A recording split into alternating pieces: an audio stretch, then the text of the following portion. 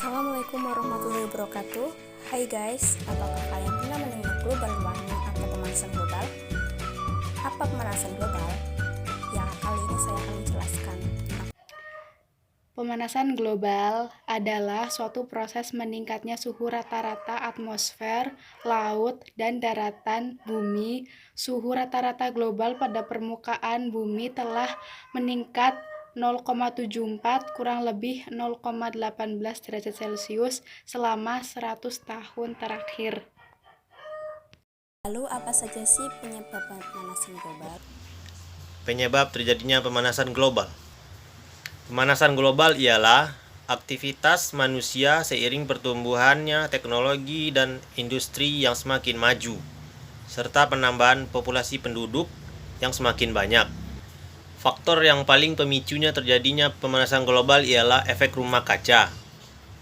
Efek rumah kaca meningkatkan pembakaran bahan bakar fosil dari kendaraan bermotor. Berikut saya akan menjelaskan penyebab terjadinya pemanasan global. Yang pertama, efek rumah kaca.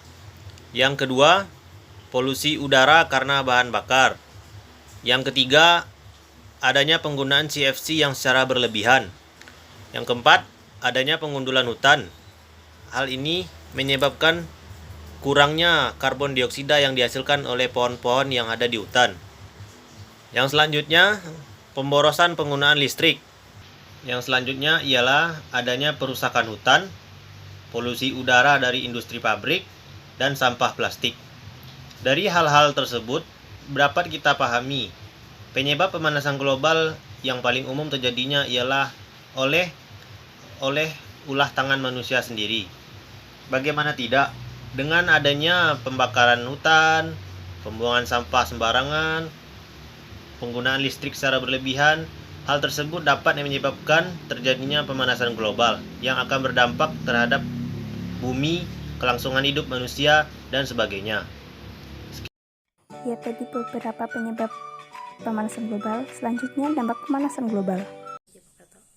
Di sini saya akan menjelaskan bahaya dan dampak dari pemanasan global. Dampaknya yaitu yang pertama, kebakaran hutan. Kenaikan suhu udara yang tinggi dapat memicu terjadinya kebakaran hutan. Hal ini akan membuat hutan menjadi gundul serta asap yang dihasilkan akan mencemari air, tanah, dan udara. Selain itu, asap yang dihasilkan juga dapat mengganggu kesehatan. Yang kedua, mencairnya es di kutub. Naiknya suhu di udara dan di dalam laut akan membuat es di kutub-kutub bumi mencair. Mencairnya es tersebut akan meningkatkan volume air laut. Selanjutnya, yang ketiga, terjadinya wabah penyakit. Karena kenaikan suhu akibat pemanasan global, sistem imun makhluk hidup akan menurun sehingga mudah terserang berbagai penyakit. Penyakit-penyakit ini akan menjadi wabah yang mengkhawatirkan. Selanjutnya, yang keempat, kabut asap. Pemanasan global akan meningkatkan suhu di permukaan bumi, memicu terjadinya kekeringan, dan memicu terjadinya kebakaran hutan. Hal tersebut akan menimbulkan kabut asap yang sangat berbahaya bagi kesehatan, bahkan bisa menyebabkan kematian. Yang kelima, krisis air bersih. Karena pemanasan global, sumber-sumber air di dalam tanah akan menguap. Selain itu, sumber-sumber air tersebut juga akan tercemar sehingga krisis air bersih tidak dapat dihindari. Selanjutnya, yang keenam, naiknya permukaan air laut. Naiknya permukaan air laut disebabkan oleh mencairnya es di kutub-kutub bumi.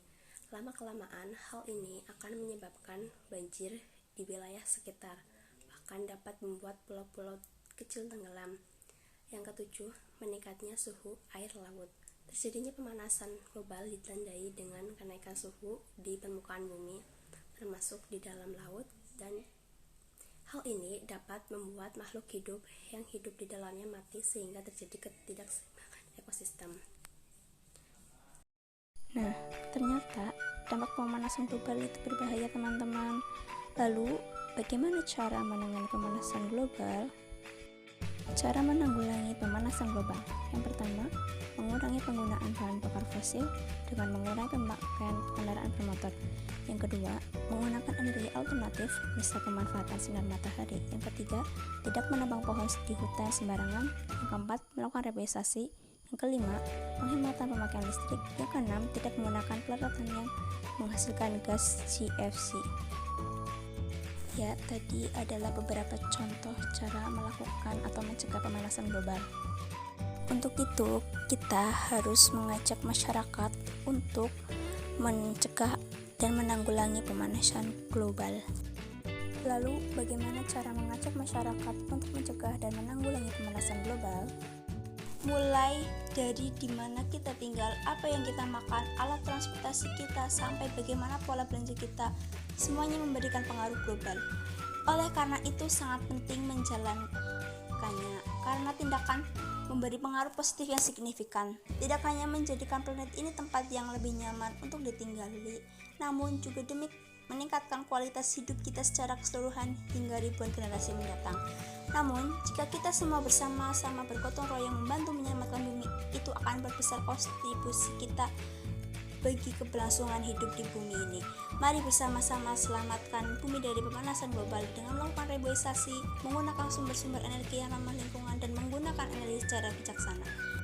Sekian yang dapat kami sampaikan tentang pemanasan global. Kurang lebihnya mohon maaf. Sampai bertemu di video selanjutnya ya. Wassalamualaikum warahmatullahi wabarakatuh. Bye-bye.